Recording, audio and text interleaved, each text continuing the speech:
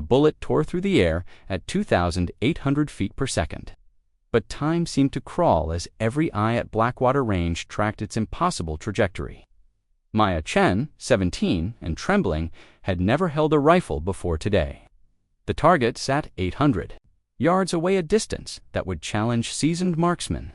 But when the crack of her shot echoed across the valley and the range fell into stunned silence, nobody was looking at the target anymore. They were staring at her and at the man beside her whose face had gone white as bone. She'd shattered a lie that had shaped her entire life. The morning sun cast long shadows across her stomach, churning with equal parts excitement and dread. Range sprawled before her like something from a Western movie, weathered wooden buildings, targets dotting the hillside, and the constant crack of gunfire echoing through the Montana Valley. "You sure about this, kiddo?" David Reeves asked, his calloused hands gripping the steering wheel. At 52, he still carried himself like the Marine he'd once been, when she'd aged out of the foster system, I'm sure. Maya's voice was steadier than she felt. "I need to know." The letter had arrived 2 weeks ago, addressed to Maya Chunat, Maya Reeves, the name she'd been using since David unofficially adopted her. The return address was from a law firm in Seattle, and inside had been a single photograph and a brief note. "Your father wanted you to have this. He said you'd understand when you were ready." The photograph showed a young Asian woman in military fatigues, holding a sniper rifle with the easy confidence of someone born to it. On the back, someone had written, "Lieutenant Sarah Chen, U.S. Army Sniper. Afghanistan, 2003. Below that, in different handwriting, "Your mother. She was the best shot I ever saw. Her entire life she'd been told her parents died in a car accident when she was 2. No military service. No mention of exceptional marksmanship. Just a tragic accident that left her bouncing between foster homes until she found David." "The range instructor's name is Morrison," David said now, studying her face. "Same as the guy who signed that photo." I know. Maya's heart hammered against her ribs. The smell of gunpowder hung in the air, sharp and acrid.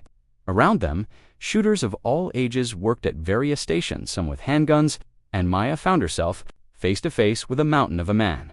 Colonel James Morrison had to be pushing 70, but his shoulders were still broad, his posture over Maya once, twice, then went wide with recognition. "Jesus Christ," he whispered. "You look just like her. You knew my mother." It wasn't a question. Morrison's jaw worked silently for a moment. Behind him, the range office bustled with activity staff, members checking in customers, selling ammunition, the constant background chatter of a busy business. But Maya felt like she and Morrison existed in a bubble, the rest of the world fading away. "Sarah Chen," Morrison said finally. "Best sniper I ever trained. Best I ever saw. If I'm being honest, she died in a car accident when I was 2, said, watching his face carefully. Morrison's expression darkened. "That's what they told you." "Sir, maybe we should." "She didn't die in any car accident." Morrison cut him off, his voice rough with emotion. "Sarah Chen died in Kandahar Province, Afghanistan, in 2005. Taliban sniper got lucky. She was covering an evacuation of wounded civilians." The words hit Maya like a physical blow. She staggered backward, David's steadying hand on her shoulder the only thing keeping her upright. "That's impossible," she whispered. "I have documentation. Birth certificates, death certificates, all falsified," Morrison said grimly. Sarah had made enemies, powerful enemies. When she died, especially safer for her daughter. The range office suddenly felt too small, too crowded. Maya's vision tunneled, and she had to focus on breathing. "Why are you telling me this now?" Morrison looked at her for a long moment, then turned and walked to a filing cabinet in the corner. He pulled out a thick manila folder and set it on the counter between them. "Because 3 weeks ago, I got word that the man responsible for your mother's death just got promoted to Secretary of Defense. And because Sarah made me promise that if anything ever happened to her, I'd make sure you knew the truth. All of it." Maya's hands shook as she opened the folder. Inside were photographs, military records, commendation letters, and dozens of documents stamped with official seals. But what caught her attention was a handwritten letter on U.S. Army letterhead, signed by her mother. "To my daughter Maya, if you're reading this, then something has happened to me, and Jim Morrison has kept his promise. I'm sorry for all the lies, baby girl. I'm sorry for the life you've had to live because of the choices I made, but I need you to know that everything I did, the people who wanted me dead won't hesitate to hurt you if they know you exist. That's why your records were changed. That's why you were placed in the foster system under a different name. I've left something for you with Jim, something that belonged to me, and to my mother before me, and to her mother before her. It's yours by right, but only if you choose to claim it. Be careful who you trust, but he's neither. I love you more than words can say, your mother. Lieutenant Sarah Chen Maya's hands were trembling so badly she could barely hold the letter. Clink of shell casings hitting concrete. What did she leave me? Maya asked, her voice barely above a whisper. Morrison reached under the counter and pulled out a long, black case. He set it down and opened it with reverent care. Inside, nestled in custom foam padding, was a rifle unlike anything Maya had ever seen. The stock was dark walnut, polished to a mirror shine. The barrel was black steel, and the scope mounted on top looked like something from a science fiction movie. Custom Remington 700, Morrison said quietly. Your mother's service weapon. She used this rifle to save more than 200 lives during her deployment. It's been waiting for you. Maya stared at the weapon, afraid to touch it. I don't know how to shoot. Your mother didn't think she did either. The first time she picked up a rifle, her eyes met hers. There's a reason certain people wanted your mother dead, Maya. She knew things. Things that could bring down some very powerful men. What kind of things? Face grim. This sounds dangerous as hell. Maybe we should leave, Maya finished. Maybe we should leave and pretend this never happened. She looked down at the rifle again, then at the photograph of her mother. Lieutenant Sarah Chen stared.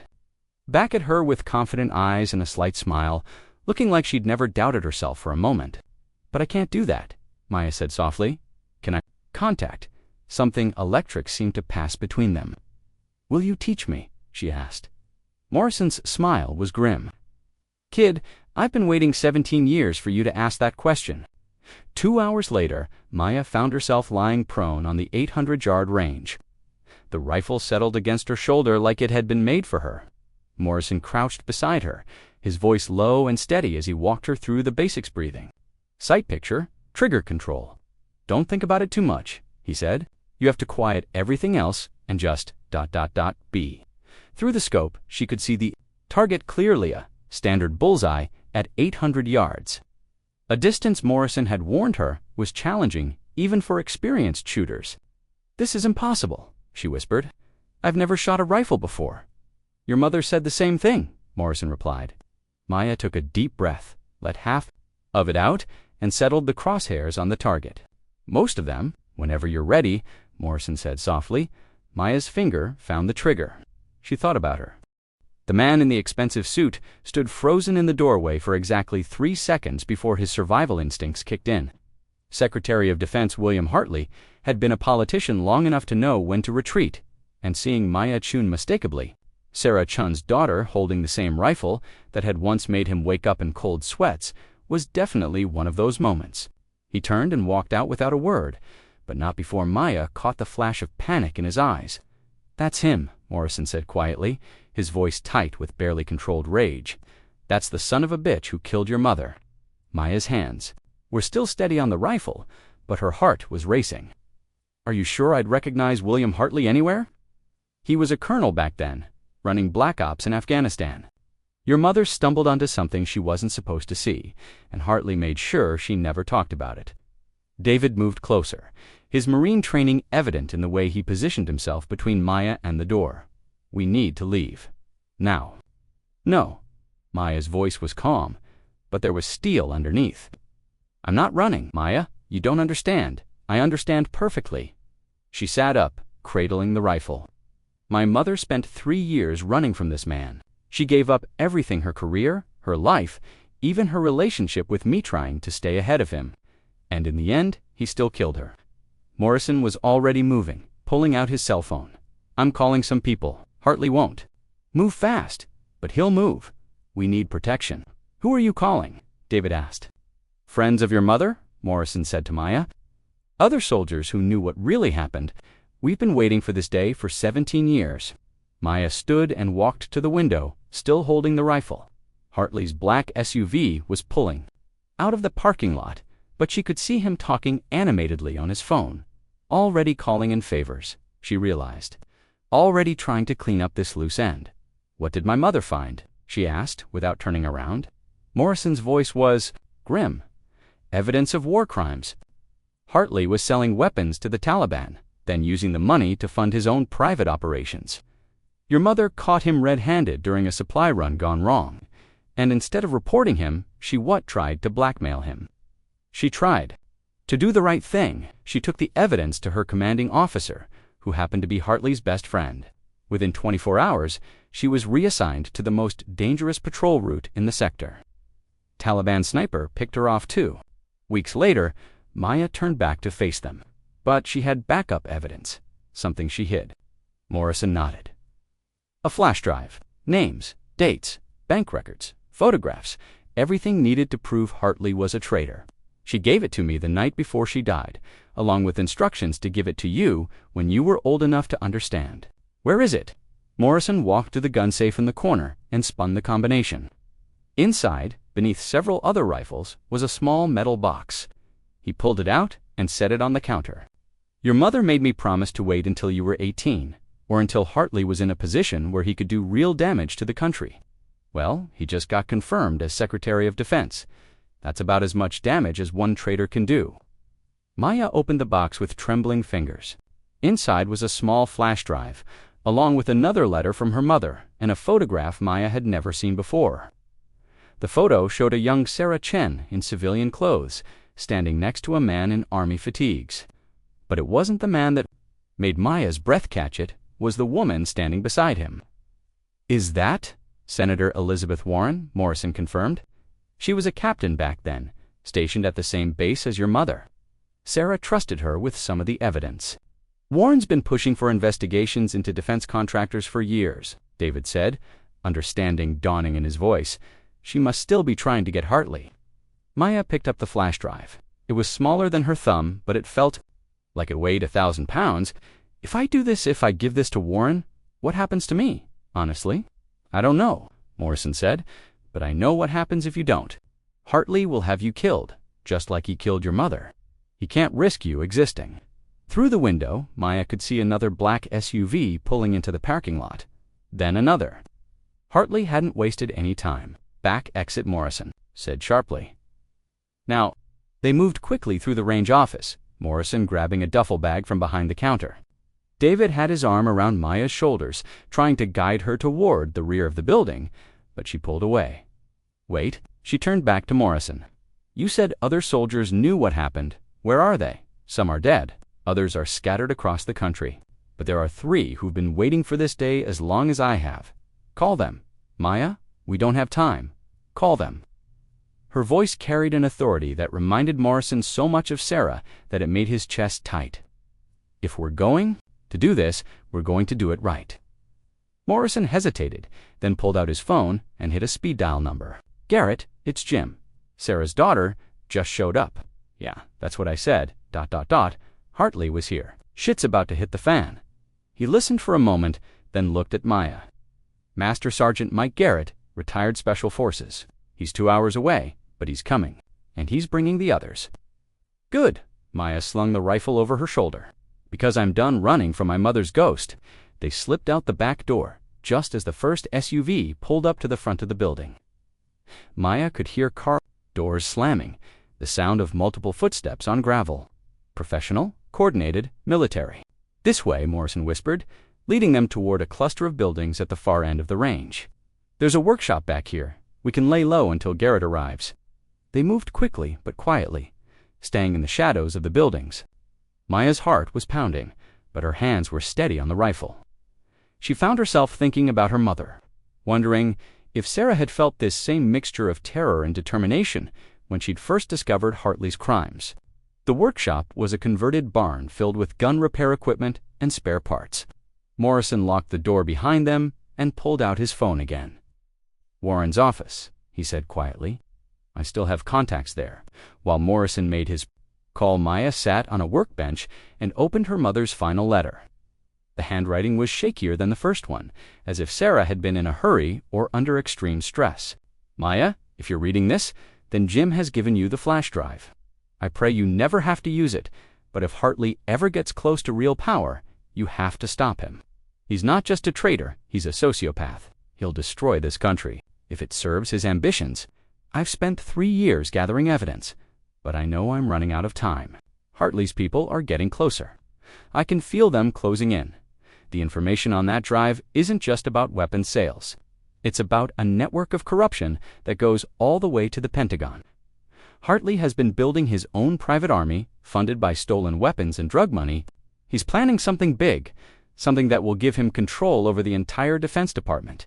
Trust Elizabeth Warren. She's one of the few people in Washington who can't be bought. But be careful who else you trust. Hartley has people everywhere. I know I'm asking you to carry a burden that should never be yours, but you're the only one who can stop him now. You're the only one he doesn't know about. Be strong, my daughter. Be braver than I was. All my love, Mom. Maya folded the letter with shaking hands. Outside, she could hear vehicles moving around the range, voices calling to each other. Hartley's people were conducting a systematic search. Warren's chief of staff will see us, Morrison said quietly. But we have to get to Washington first. How? David asked. They'll be watching the airports, the bus stations. Master Sergeant Garrett has a plane, Morrison said. Private airstrip about 50 miles north of here, but we have to get there first. Maya stood up, checking the rifle's safety. Then let's go, Maya. Wait, David grabbed her arm.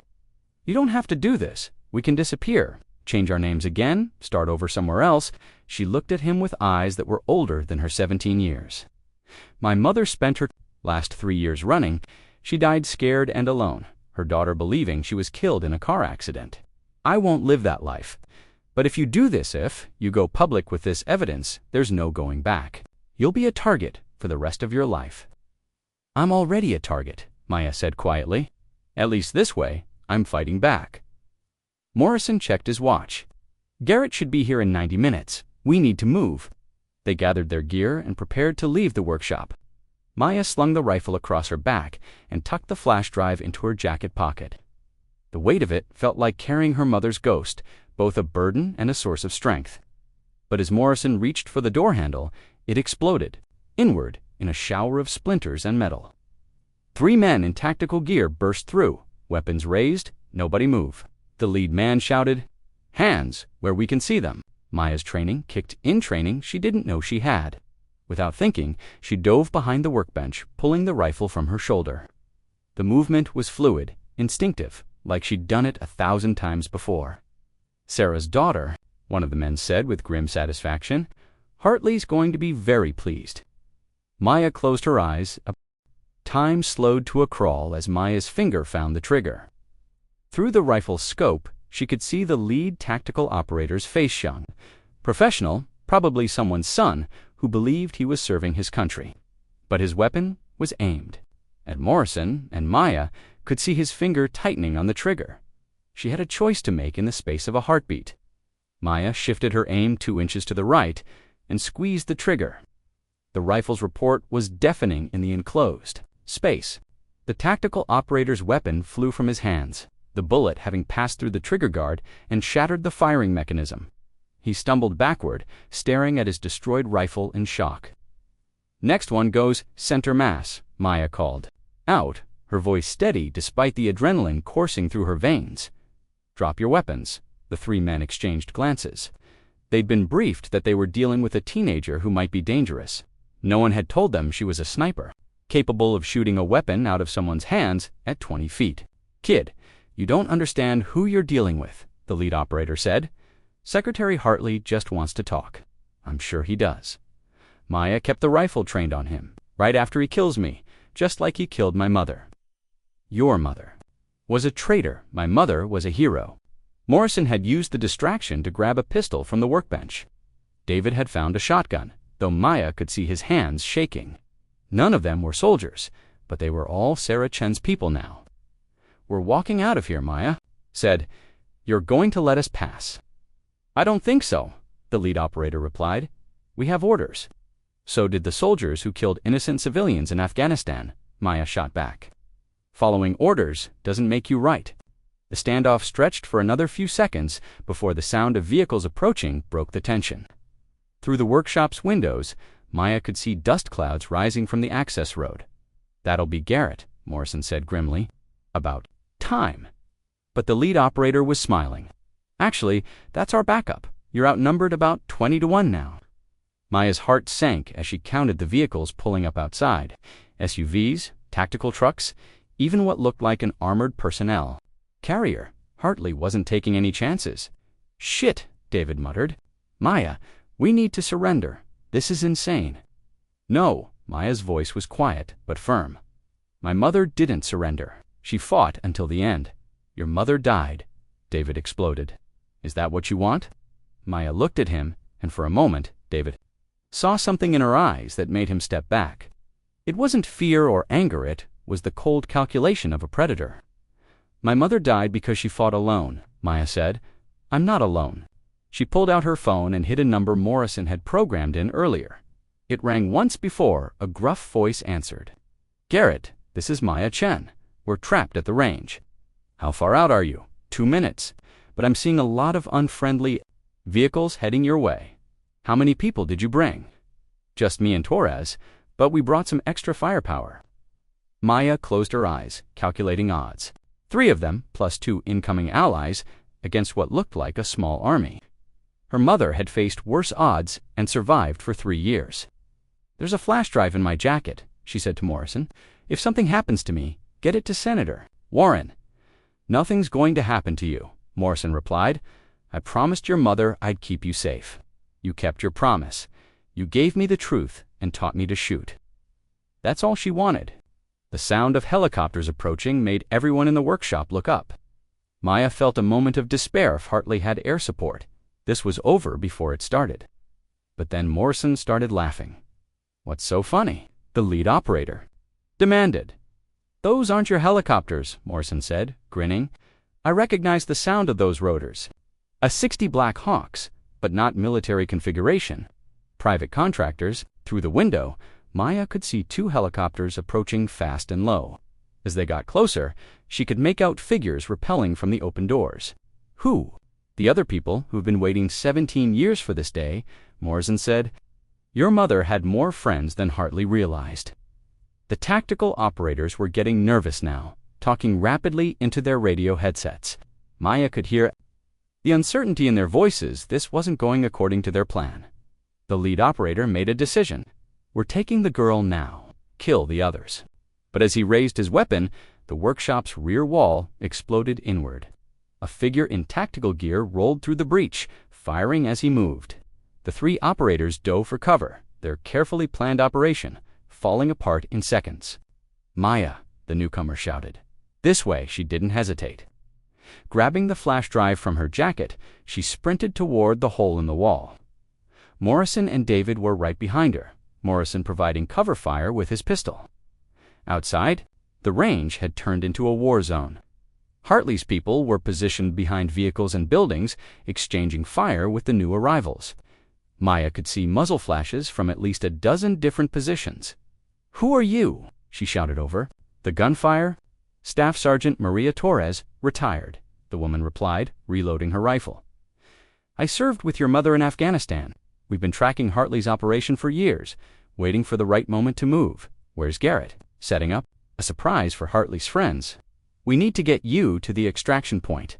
They moved through the chaos, Torres leading them along a route that kept them hidden from most of the enemy positions. Maya clutched her mother's rifle, her training taking over as she scanned for threats. But as they reached the edge of the range property, a figure stepped out from behind a building. Secretary of Defense William Hartley stood alone, no longer wearing his expensive suit. Instead, he was dressed in full tactical gear, holding a military-grade assault rifle. "That's far enough," he said calmly. Torres raised her weapon, but Hartley was faster. His first shot took her down, and she hit the ground hard. Maya heard Morrison curse, saw David reaching for his shotgun. "I said that's far enough," Hartley repeated. "Ms. Chen, you've caused me a great deal of trouble." Maya stepped forward, putting herself between Hartley and the others. "Not as much trouble as you caused my mother." "Your mother was an idealistic fool," Hartley said. "She thought she could expose me, and somehow make the world a better place. She never understood that sometimes you have to break the rules to protect the country. You weren't protecting anything. You were getting rich. Selling weapons to terrorists? Hartley shrugged. The Taliban was going to get weapons regardless. At least my way, some of the money came back to fund operations that Congress was too squeamish to approve. Operations like murdering American soldiers. Your mother wasn't murdered. She was eliminated as a security threat. There's a difference. Maya felt a cold rage building in her chest. This man had destroyed her family, stolen her mother's life, and built a career on the bodies of people who'd trusted him. And now he stood there talking about it like it was a business decision. "The flash drive," Hartley said, extending his hand. "Give it to me, and I'll let your friends live. And me, you're a loose end, Miss Chen. I don't leave loose ends." Maya looked at Morrison, who was bleeding from a graze on his arm, but still conscious. At David, who was trying to help Torres despite his own wounds. At the woman who'd risked her life to save people she'd never met just because she'd served with Maya's mother. "You know what the difference is between you and my mother?" Maya said quietly. "What's that?" "She died protecting people.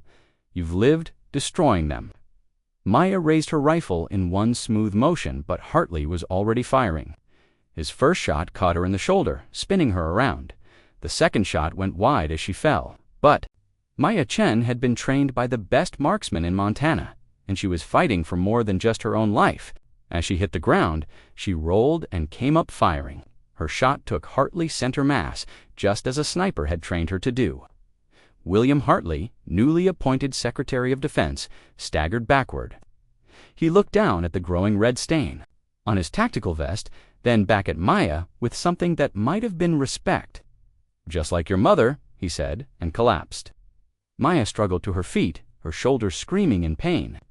Around her, the gunfire was dying down as people realized their leader was down in the distance. She could hear sirens approaching. Torres was trying to sit up, her face pale but determined. "The flash drive," she said weakly. "Did you? I've got it." Maya held up the small device. "But what now? Hartley's dead. His people will just cover this up." Morrison appeared at her side, supporting her injured arm. "Not if we get this to the right people." "Warren's been waiting for evidence like this for years. And the media," Torres added. "I know journalists who can't be bought. This story will get out." Maya looked down at Hartley's body, feeling strangely empty. She'd expected to feel satisfaction or revenge, but all she felt was tired. Her mother's ghost wasn't laid to rest, it was finally free. But as the sirens got closer and she realized they were probably more of Hartley's people, Maya understood that killing the man responsible for her mother's death was just the beginning. William Hartley had been building a network of corruption for years. He'd had Ali. The sirens weren't police, they were military. Maya could tell the difference now, her senses sharpened by adrenaline and her mother's blood. 3 Humvees roared into the range, disgorging soldiers in full combat gear. But these weren't Hartley's mercenaries. The uniforms were legitimate U.S. Army, and Maya could see the confusion on their faces as they surveyed the battlefield. "Stand down, everyone stand down." The commanding officer's voice cut through the chaos. A colonel, Maya noted, recognizing the eagles on his collar from her crash course in military identification. Maya kept her rifle raised, but didn't fire. Something about the colonel's bearing seemed different from Hartley's people. Less predatory, more professional. "I'm Colonel James Reaper, Army Criminal Investigation Command," he announced, approaching with his sidearm holstered but ready. "We received reports of weapons fire, and he stopped dead when he saw Hartley's body." "Jesus Christ, is that Secretary Hartley?" "Former Secretary Hartley," Torres said weakly, being helped to her feet by David. "He won't be selling any more weapons to terrorists." Colonel Reaper's eyes swept the scene, taking in the tactical gear scattered around. The mercenaries who were slowly raising their hands in surrender and finally settling on Maya. She was still holding her mother's rifle, blood seeping through her jacket from the shoulder wound. "You're Sarah Chen's daughter," he said quietly. It wasn't a question. Maya nodded, surprised. "You knew my mother." "I was a lieutenant when she died. Young, stupid, full of patriotic bullshit about following orders and trusting the chain of command." His face was grim. "Your mother tried to warn me about Hartley. I didn't listen. Got 3 of my soldiers killed because I trusted the wrong people. He holstered his weapon completely and took a step closer. "I've been investigating Hartley's network for 8 years. Sid has been building a case, but we never had enough evidence to move against someone that high up." Maya's grip on the rifle relaxed slightly. "We have evidence. The flash drive," Morrison confirmed, still applying pressure to his wounded arm. "Everything Sarah collected, plus more. Bank records, communications, names of his network." Colonel Reaper's radio crackled. "Sir, we've got FBI and DOJ inbound, ETA, 15 minutes. Copy that." Reaper looked back at Maya. "There are people in those agencies who work for Hartley's network. If they get that flash drive, it'll disappear forever." "Then what do we do?" Maya asked. "We get you out of here."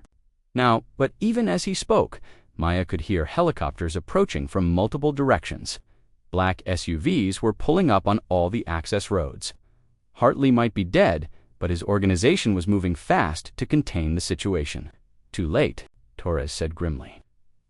"They've got us surrounded." Maya looked around at the faces of the people who'd risked their lives for her Morrison. David, Torres, and the other veterans who'd answered her mother's call 17 years later. They were all wounded, exhausted, and trapped.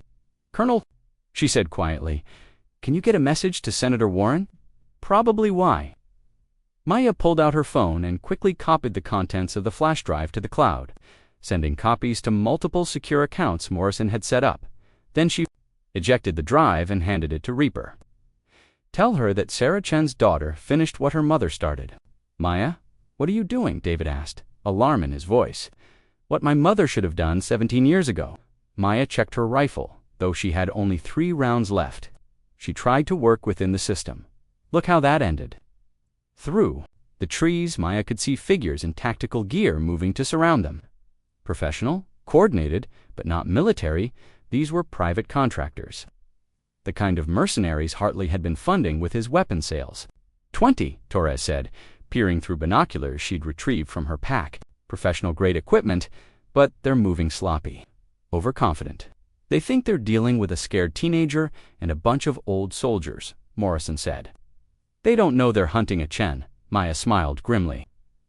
"Let's educate them." Colonel Reaper grabbed her arm. "Ms. Chen, you're a civilian. This isn't your fight anymore. We'll handle it from here. With respect, Colonel, they killed my mother, tried to kill me, and they're trying to cover up crimes that reach the highest levels of government. This has been my fight since the day I was born." She shrugged off his grip and moved to a better position behind a concrete barrier. Through her scope, she could see the tactical teams coordinating their approach. They were good, but they were following textbook procedures, the kind of tactics that worked against normal people. Maya Chen was many things, but normal wasn't one of them. Her first shot took out the team leader from 400 yards. The bullet, passing through the gap in his body armor at the shoulder joint, not a kill shot. Maya still had lines she wouldn't cross, but enough to take him out of the fight and throw his team into confusion. Her second shot disabled the radio operator, destroying his communication equipment and leaving the assault. Teams unable to coordinate, her third shot was the one that changed everything. Instead of targeting another person, Maya aimed at the fuel tank of one of the approaching vehicles. The explosion lit up the Montana afternoon, and suddenly the professional assault became chaos as burning fuel scattered across the dry grass.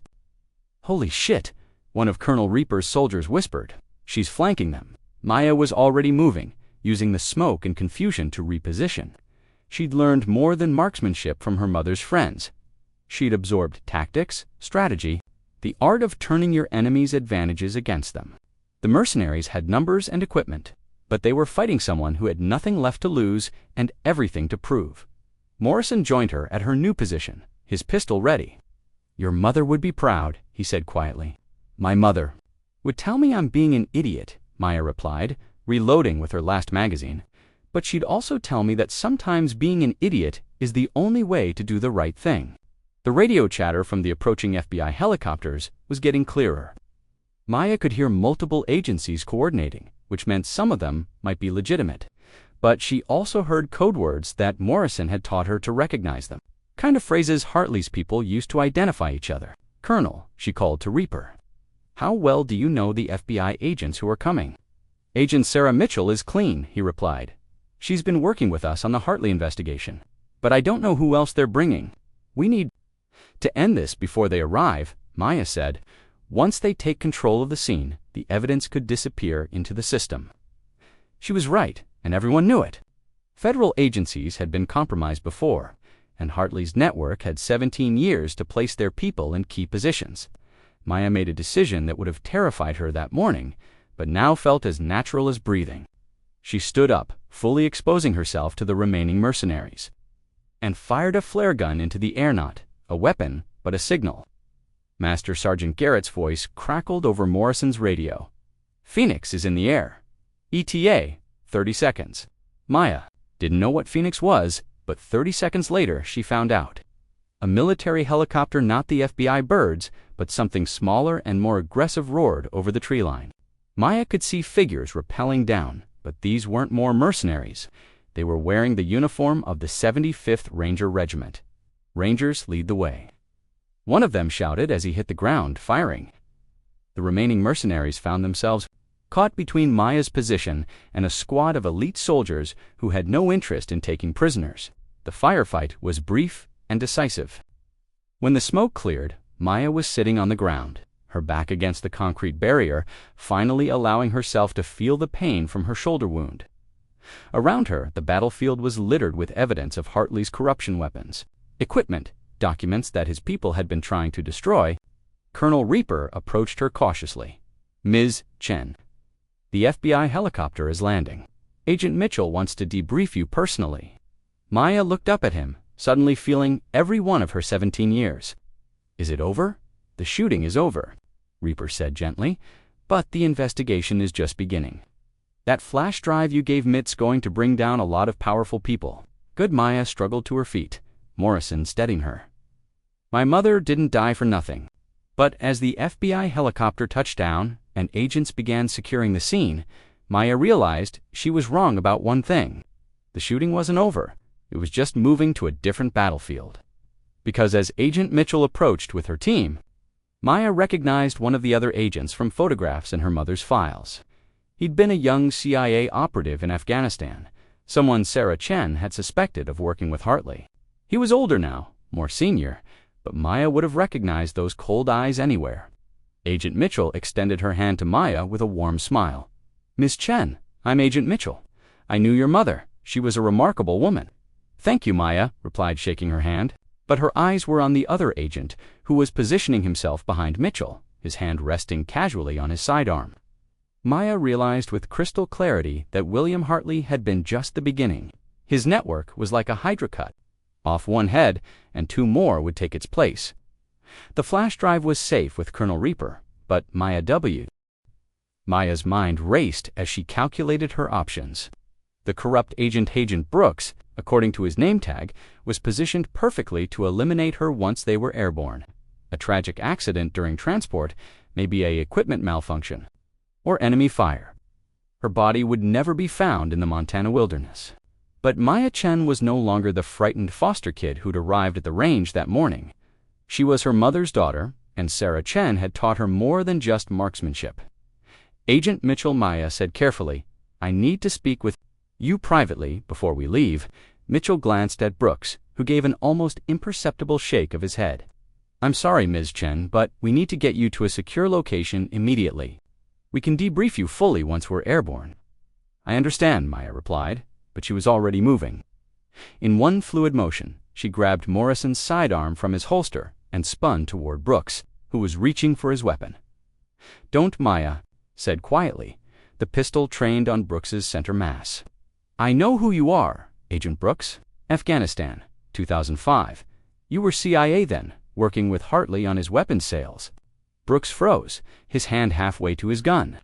Around them, the other FBI agents were reaching for their weapons, but Mitchell held up a hand to stop them. Ms. Chen, Mitchell said slowly, what are you talking about? Ask Agent Brooks about Operation Sandstorm, Maya said, never taking her eyes off him. Ask him about the weapons shipments that went missing from forward operating bases. Ask him about the Taliban units that somehow always knew exactly when and where to hit our convoys. Brooks's face had gone pale. You don't know what you're talking about, kid. I know my mother photographed you meeting with Taliban commanders, Maya continued. I know you helped Hartley identify which soldiers were getting too curious about the missing weapons. And I know you were the one who gave the Taliban sniper your mother's patrol route. The words hung in the air like a death sentence. Colonel Reaper stepped forward, his hand on his sidearm. Agent Brooks, he said formally, I'm placing you under arrest for treason, conspiracy, and the murder of Lieutenant Sarah Chen. You can't prove any of this, Brooks snarled, but his voice lacked conviction. Actually, we can. Agent Mitchell was staring at Brooks with dawning horror. The flash drive Ms. Chen recovered contains bank records showing payments from Hartley's accounts to a CIA operative codenamed Desert Fox. That was your operational call sign in Afghanistan, wasn't it, Brooks? Brooks made his move then, lunging for his weapon. But Maya had been expecting it. Her first shot shattered his wrist, sending his gun spinning away. Her second shot took out his kneecap, dropping him to the ground. That's for my mother, Maya said coldly. Agent Mitchell was speaking rapidly into her radio, calling for backup and medical assistance. Around them, the FBI team was securing Brooks and treating his wounds. Ms. Chen, Mitchell said once the immediate crisis was over. How did you know? My mother was thorough, Maya replied, ejecting the magazine from Morrison's pistol and handing it back to him. She documented everything, including photographs of all of Hartley's co-conspirators. I've been studying those faces for 2 weeks. Colonel Reaper approached her with something that might have been admiration. You realize? You just took down a 20-year intelligence operation with a teenage girl's intuition and your mother's homework. No, Maya said quietly. I just finished what my mother started. But even as she spoke, Maya knew it wasn't true. Hartley's network was vast, and Brooks was just another small piece. Her mother's files contained dozens of names, military officers, intelligence operatives, defense contractors, a web of corruption that stretched back decades. Agent Mitchell, Maya said, I need to speak with Senator Warren. Today. That can be arranged, Mitchell replied. But first, we need to get you medical attention, and no. Maya's voice carried the same authority that had made Morrison call his contacts without question. First, I need to know how many more people like Brooks are in positions to destroy the evidence or kill the witnesses. Mitchell hesitated. Ms. Chen, you're 17 years old. You've been through a traumatic experience. You should let the adults handle this from here. Maya looked around at the battlefield the dead mercenaries, the destroyed vehicles, the smoking remains of Hartley's operation. Then she looked back at Mitchell. Agent Mitchell, I've killed the Secretary of Defense, exposed a 20-year conspiracy, and just prevented a CIA operative from murdering the key witness in the biggest treason case in American history. I stopped being a normal 17-year-old about 6 hours ago. Morrison stepped up beside her. The kid's right. Sarah spent 3 years trying to work within the system, and look where it got her. Maya's not making that mistake. What are you proposing? Mitchell asked. Maya pulled out her phone and showed Mitchell the screen. I uploaded copies of the flash drive to 14 different secure servers around the world. If anything happens to me or to the people who helped me today, those files automatically get released to every major news organization on the planet. That's insurance, Maya finished. My mother died because she trusted the system. I'm not that naive. Agent Mitchell stared at her for a long moment. You really are Sarah Chen's daughter? Yes, I am. And I'm not done yet. Maya walked over to where Colonel Reaper was coordinating with his soldiers. Colonel, I need a favor. Name it. I need you to contact every clean officer you know in the Pentagon, Justice Department, and FBI. Tell them that in 72 hours, I'm going to hold a press conference and release everything my mother collected about Hartley's network. Maya, David interrupted, that's incredibly dangerous. These people have killed to protect their secrets. They're going to try to kill me anyway, Maya replied. At least this way, I'm forcing them to come out into the open. Colonel Reaper frowned. What's your endgame here? My mother fought this battle in the shadows for 3 years and died alone, Maya said. I'm bringing it into the light. Let them try to explain to the American people why they're murdering teenagers to protect their corruption. Agent Mitchell was making rapid phone calls, coordinating with Washington. Maya could hear fragments of conversation briefings for the Attorney General, emergency meetings with congressional leadership, media containment strategies, Ms. Chen Mitchell said, ending her call. "I've spoken with Senator Warren's office. She'll see you tomorrow morning. But I have to warn you once. You go public with this, there's no going back. You'll be a target for the rest of your life." "I've been a target since the day I was born," Maya replied. "The only difference is that now I know it." As the FBI team prepared to leave, Maya took one last look around the range where it had all started. Morrison was being loaded into an ambulance. David was giving a statement to investigators, and Torres was coordinating with the rangers who'd saved their lives. Her mother's rifle was being tagged as evidence, but Maya had already made her peace with that. The weapon had served its purpose, had given her the tools to survive long enough to fight back. But as Maya climbed into Agent Mitchell's helicopter, she couldn't shake the feeling that the hardest part was still ahead of her. Killing Hartley had been personal. Exposing his network would be political, and politics, as her mother had learned too late, was a far more dangerous battlefield than anything they'd faced in Afghanistan. The helicopter lifted off into the Montana sunset, carrying Maya toward a confrontation with forces that had been shaping American foreign policy for decades. She was 17 years old, wounded and exhausted, but she was also Sarah Chin's daughter, and Sarah Chin had never backed down.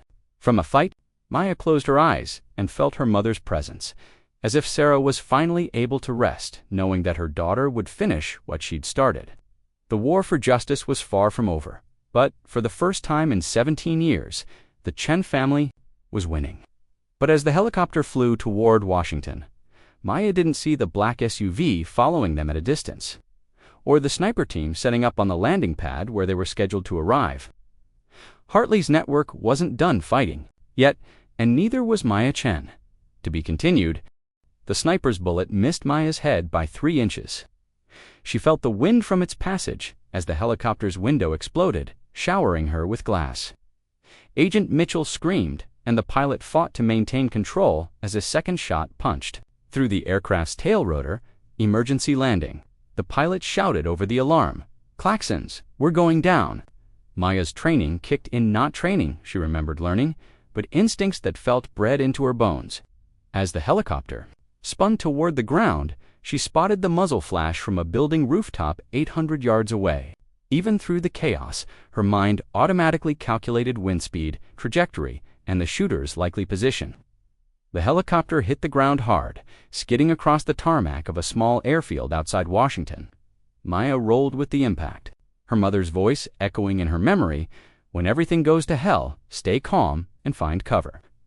Agent Mitchell was unconscious, blood streaming from a head wound. The pilot was alive, but trapped in the wreckage. Maya could hear vehicles approaching, fast to be rescue teams.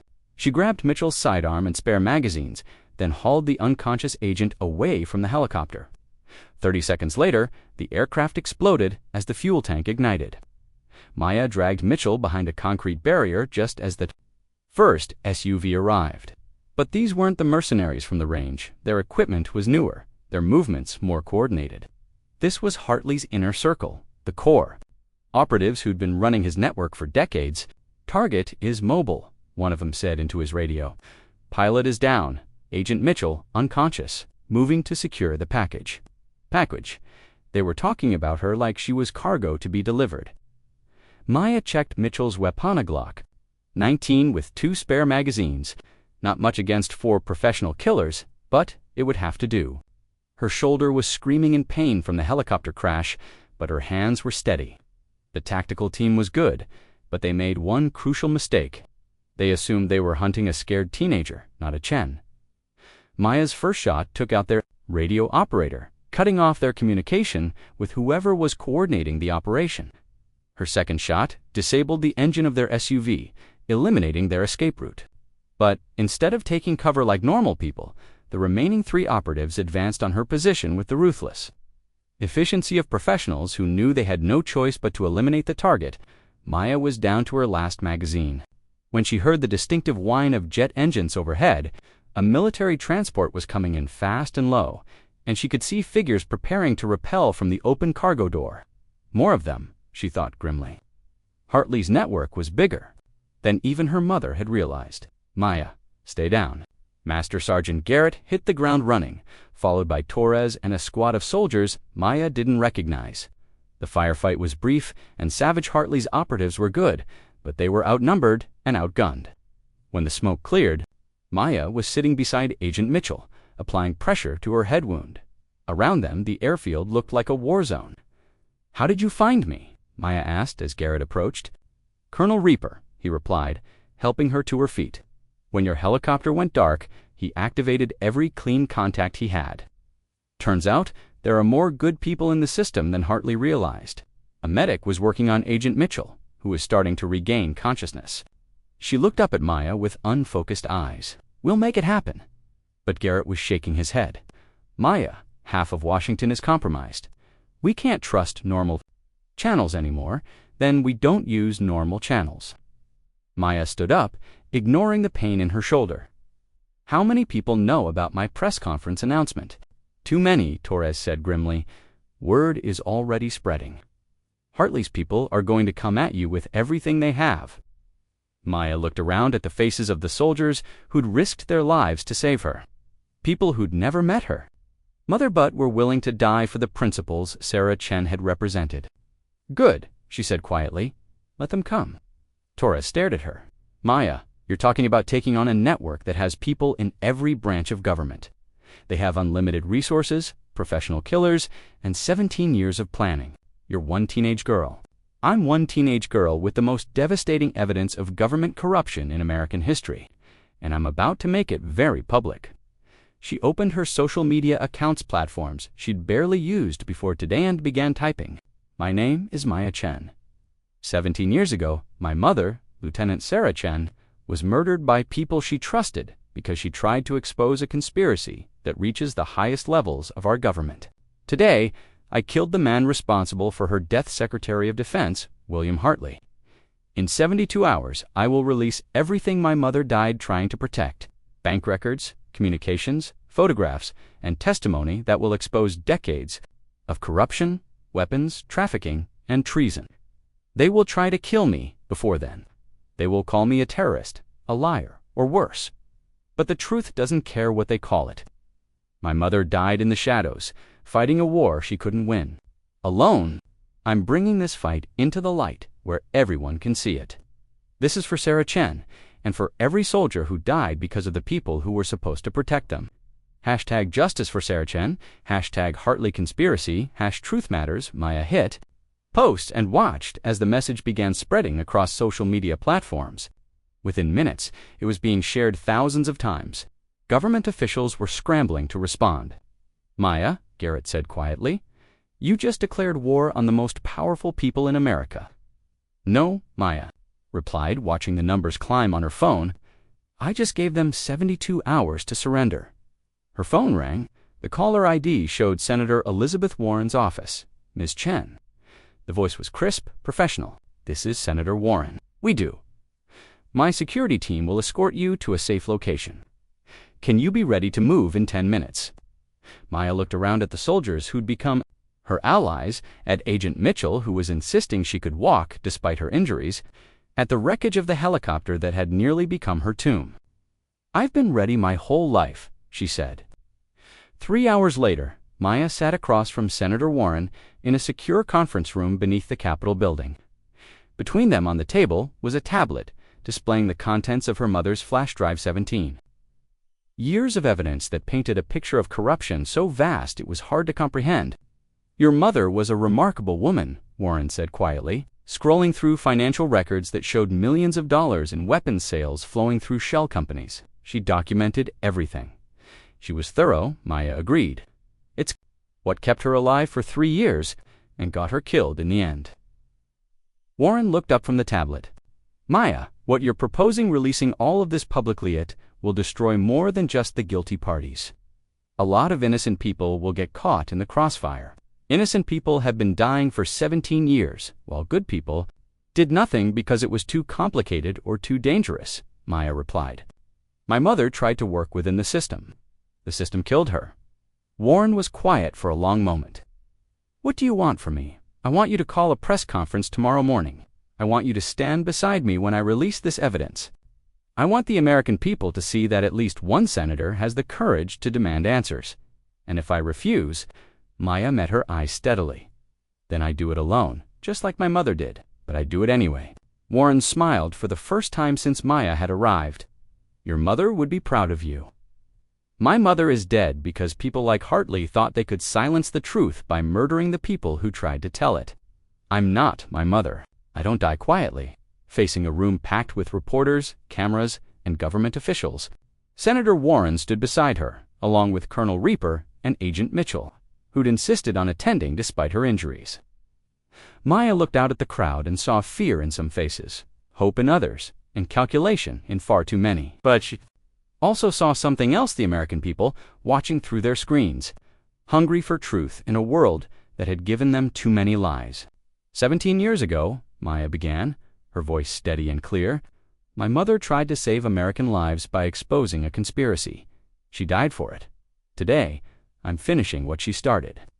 She held up the flash drive that contained her mother's legacy. This device contains evidence of treason, murder, and conspiracy that reaches the highest levels of our government. In the next hour, Senator Warren and I will release all of it to the public. A reporter shouted a question, but Maya ignored him. She had more to say. They killed my mother because they thought the truth would die with her. They tried to kill me because they thought I was just another loose end to tie up. They were wrong about both of us. Maya paused, thinking about the scared foster kid who'd walked into Blackwater Range that morning